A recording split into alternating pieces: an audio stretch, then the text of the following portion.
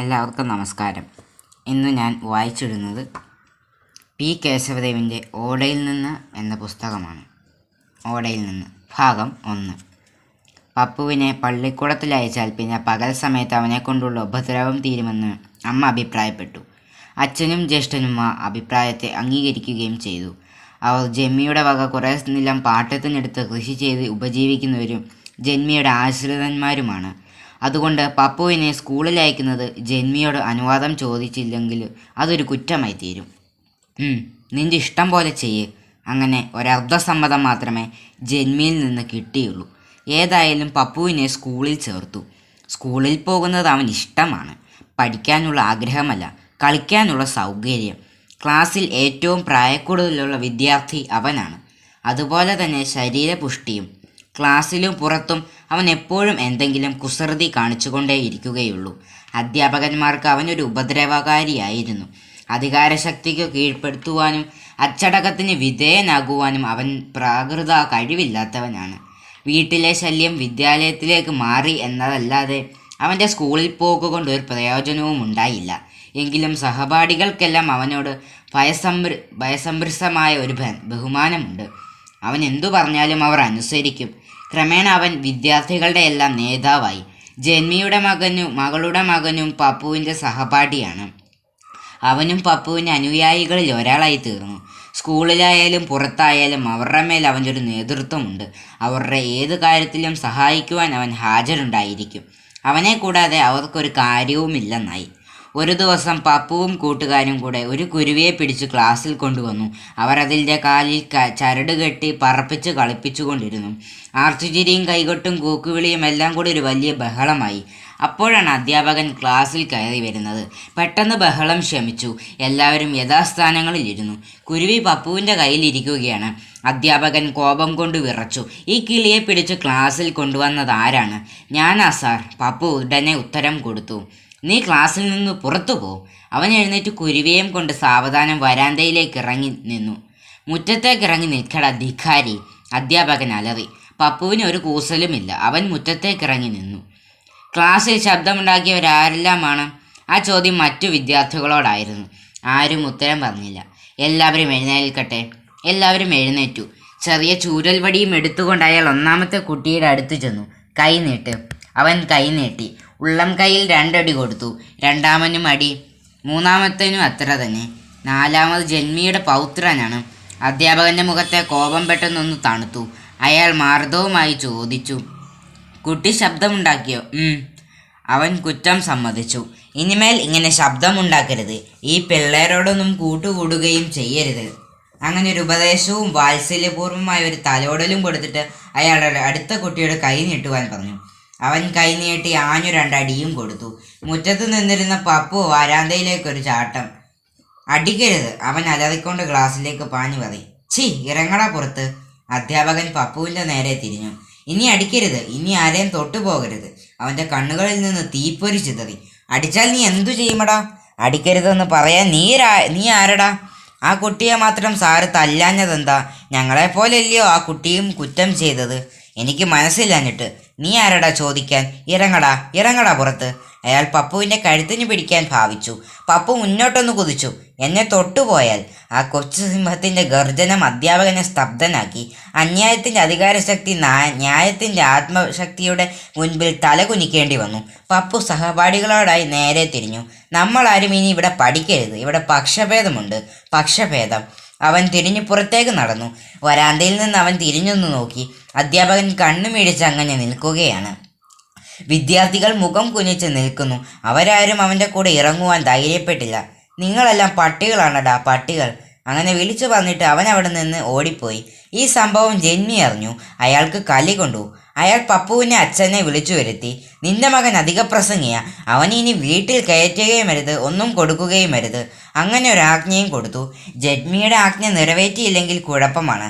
അയാൾ വീട്ടിൽ ചെന്ന് ഭാര്യയോട് പറഞ്ഞു, പപ്പുവിനെ വീട്ടിൽ കയറ്റുകയും ഒന്നും കൊടുക്കുകയും ചെയ്യരുതെന്ന്. ഏത് കുറ്റത്തിനും മാപ്പ് കൊടുക്കുന്നൊരു കോടതിയുണ്ട്. മാതൃഹൃദയം. വീട്ടിൽ കയറിയ ഒളിച്ചു നടക്കുന്ന പപ്പുവിന് അവൻ്റെ അന്മ ആരും അറിയാതെ ചോറ് കൊടുക്കുമായിരുന്നു. രാത്രിയിൽ അവൻ പാത്തും പതുങ്ങിയും അടുക്കളവാതിൽക്കലെത്തും. അമ്മ ചോറ് വിളമ്പിക്കൊടുക്കും. അവൻ ഊണ് കഴിഞ്ഞ് പോവുകയും ചെയ്യും. കുറച്ചു ദിവസം കഴിഞ്ഞപ്പോൾ അവൻ്റെ അച്ഛൻ ഇതറിഞ്ഞു. അയാൾ അറിഞ്ഞ ഭാവം നടിച്ചില്ല. വീട്ടിൽ നിന്ന് ബഹിഷ്കരിക്കപ്പെടുന്ന പുത്രന് അമ്മ ഒളിച്ച ആഹാരം കൊടുത്താൽ അതിലേതൊരച്ഛനും രഹസ്യമായി സന്തോഷിക്കുകയുള്ളൂ. പള്ളിക്കൂടത്തിൽ നിന്ന് ഓടിപ്പോയ പപ്പു സഹപാഠികളെ ഓരോരുത്തരെയായി കൊണ്ട് ഉപദേശിച്ചു. സ്കൂളിലെ ഉച്ചനീചത്തെപ്പറ്റി പ്രസംഗിച്ചു. അവരിൽ ചിലരുടെ അഭിമാനത്തെ അവൻ ഇളക്കി വിട്ടു. അങ്ങനെ 4-5 ദിവസത്തെ ശ്രമം കൊണ്ട് അവൻ 7 പേരുടെ മനസ്സ് മാറ്റി. അവർ 7 പേരിൽ നിന്ന് പിന്നെ പള്ളിക്കൂടത്തിൽ പോകാതെയായി. അവരും വീടുകളിൽ നിന്ന് ബഹിഷ്കരിക്കപ്പെട്ടു.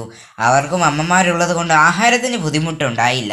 ആ ഗ്രാമത്തിലെ കുന്നിൻ്റെ മുകളിൽ അടുത്തടുത്ത് 2 തൈമാവുകളും നടുവിലൊരു പാറയുമുണ്ട്. പാപ്പുവും 7 അനുചരന്മാരും പകൽ മുഴുവൻ അവിടെയാണ് കഴിച്ചു കൂട്ടുക. ആ ബാലസംഘത്തിൻ്റെ കുറേ കന്നുകാലി പിള്ളേരുടെ കൂടെ അംഗങ്ങളായി മാറി. പപ്പുവാണ് നേതാവ്. അവൻ പാറയിൽ കയറി ഇടതുകാലിന്മേൽ വലതുകാൽ കയറ്റി വെച്ച് അങ്ങനെ ഇരിക്കും. മറ്റുള്ളവർ പുൽത്തകടിയിൽ നിരന്നിരുന്നുകൊള്ളും. ഒരു ദിവസം പപ്പുവിന് അനുചരന്മാരിൽ ഒരാളായ കൊച്ചുനാണു അവൻ്റെ വീട്ടിലെ മാവിൽ നിന്ന് കുറേ വലിയ പച്ചമാങ്ങ കട്ടുപറിച്ചു കൊണ്ടുവന്നു. കുറേ ഉപ്പും മുളകും കൂട്ടിപ്പൊടിച്ച് ആ മാങ്ങ അവരെല്ലാവരും കൂടെ പൂളിത്തിന്നു. അടുത്ത ദിവസം മാങ്ങ കൊണ്ടുവരണമെന്ന് പപ്പു ആജ്ഞാപിച്ചു. കൊച്ചുനാണു ആരും കാണാതെ മാങ്ങ പറിക്കാൻ ചെന്നപ്പോൾ അവൻ്റെ അച്ഛൻ അവനെ പിടികൂടി വളരെയധികം പ്രഹരിച്ചു. ഈ സംഭവം ബാലസംഘത്തിൽ വലിയ ക്ഷോഭമുണ്ടാക്കി. അടിയുടെ പാടുകൾ പപ്പുവിനെ കാണിച്ചപ്പോൾ കൊച്ചുനാണു പൊട്ടിക്കരഞ്ഞുപോയി. ഇതിന് പ്രതികാരം ചെയ്യണമെന്ന് എല്ലാവരും ഐക്യകണ്ഠേന അഭിപ്രായപ്പെട്ടു. പപ്പു ചോദിച്ചു, കൊച്ചുനാണു, നിന്റെ വീട്ടിൽ എത്ര മാവുണ്ട്? 6. എല്ലാത്തിലും മാങ്ങയുണ്ടോ? ഉണ്ട്. ആ മാങ്ങയില ഇന്ന് രാത്രിയിൽ അങ്ങ് പറിച്ചോണ്ട് പോരണം. അതാണ് പപ്പുവിൻ്റെ വിധി. അന്നു രാത്രിയിൽ തന്നെ വിധി നടത്തപ്പെട്ടു. കൊച്ചുനാണുവിൻ്റെ അച്ഛന് കാര്യമെല്ലാം മനസ്സിലായി. അയാൾ പപ്പുവിൻ്റെ വീട്ടിൽ ചെന്ന് അവൻ്റെ അച്ഛനോട് പറഞ്ഞു, തൻ്റെ മോനെ മര്യാദയ്ക്ക് നിർത്തിയില്ലെങ്കിൽ അവൻ്റെ പെടലി ഞാൻ ഞെരിച്ചു വിടും. എന്താ കാര്യം? പപ്പുവിൻ്റെ അച്ഛൻ ചോദിച്ചു. മാവിക്കിടന്നിരുന്ന മാങ്ങ മുഴുവൻ അവനും അവൻ്റെ കൂട്ടുകാരും കൂടെ പറിച്ചുകൊണ്ട് പോയി. അവനല്ലയോ എൻ്റെ കുഞ്ഞിനെ ഞാൻ ചീത്തയാക്കിയത്. അവൻ്റെ കാര്യമൊന്നും എന്നോട് പറയണ്ട. പുകഞ്ഞ കൊളി പുറത്തെന്ന എൻ്റെ പ്രമാണം. അവനെ ഇവിടെ കയറ്റുന്നുമില്ല, ഒന്നും കൊടുക്കുന്നുമില്ല. അങ്ങനെ അയാൾ ഉത്തരവാദിത്വത്തിൽ നിന്ന് പൂർണ്ണമായി ഒഴിഞ്ഞു.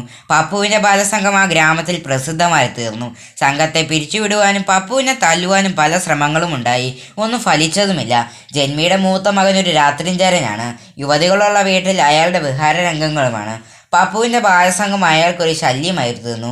അയാൾ രാത്രിയിൽ ഏത് വീട്ടിൽ കയറി ചെന്നാലും ആ കുസൃതിക്കൂട്ടം പുറത്തുനിന്ന് കൂക്കി വിളിച്ച് ബഹളം കൂട്ടും, കല്ലെറിയും. അയാളുടെ നിശാസഞ്ചാരത്തിന് പ്രതിബന്ധമായിരിക്കുന്ന ആ ബാലസംഘത്തെ അമർത്തണമെന്ന് തന്നെ അയാൾ നിശ്ചയിച്ചു. 2 ബാല്യക്കാരും അയാളും കൂടി ശ്രമം തുടങ്ങി. സംഘത്തിൽപ്പെട്ട ഓരോരുത്തരെ പിടികൂടി നല്ലപോലെ പ്രഹരിച്ചു. ചില കുട്ടികളെ വീട്ടിൽ കെട്ടിയിടുവാൻ അവർ രക്ഷകർത്താക്കളെ ഏർപ്പാട് ചെയ്തു. കുന്നിൻ്റെ മുകളിലുള്ള തൈമാവ് 2 വെട്ടിക്കളഞ്ഞു. ഒടുവിൽ പപ്പുവിന് രക്ഷയില്ലെന്നായി. അവൻ്റെ കൂട്ടുകാരിൽ ചിലർ ബന്ധിതരായി, മറ്റുള്ളവർ ഭയന്ന് പുറത്തിറങ്ങാതെയുമായി. എന്നിട്ടും അവൻ ഒറ്റയ്ക്കും തല ഉയർത്തിപ്പിടിച്ച് അങ്ങനെ ഇടവഴികളിൽ കൂടി നടന്നും വയലിലെ വരമ്പിൽ കൂടെ നടക്കും. അവൻ കുന്നിൻ്റെ മുകളിൽ കയറി ചുറ്റും നോക്കിക്കൊണ്ടങ്ങനെ നിൽക്കും. ആ ഗ്രാമത്തിന് അവന് ഹിതമല്ലാത്ത പലതും അവൻ നോക്കി കാണുന്നുണ്ട്. അതിനോടെല്ലാം എതിർക്കുവാൻ അവൻ വെമ്പൽ കൊള്ളുകയാണ്. അവൻ മുഷ്ടി ചുരുട്ടി ശൂന്യമായ അന്തരീക്ഷത്തിൽ വീശാറുമുണ്ട്. ഒരു പ്രഭാതത്തിൽ വയലിൻ്റെ കരയിൽ കൂടി അവൻ ഉദാസീനനായി നടക്കുകയാണ്.